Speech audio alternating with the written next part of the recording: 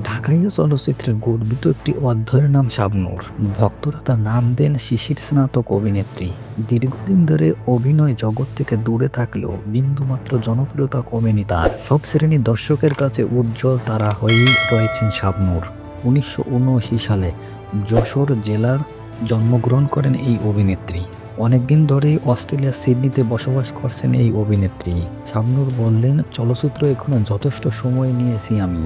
আমার অভিনয় জীবনের পথ চলায় আমার প্রত্যেক চলচ্চিত্রে পরিচালক, প্রযোজক এবং সিনেমা ফটোগ্রাফার, কাহিনীসহ সকলকে অসংখ্য ধন্যবাদ এবং কৃতজ্ঞতা প্রকাশ করেছে। মাঝে মধ্যে দেশে এলে চলচ্চিত্রের বিভিন্ন অনুষ্ঠানেও যোগ দেন এই অভিনেত্রী। সর্বশেষ শাবনূরকে ২০১৫ সালে পাগল মানুষ সিনেমায় দেখা গেছে। এরপর আর কোনো ছবিতে পাওয়া যায়নি দর্শকপ্রিয় এই তারকাকে। এরকম আরও ভিডিও পেতে চ্যানেলটি সাবস্ক্রাইব করে পাশেই থাকুন।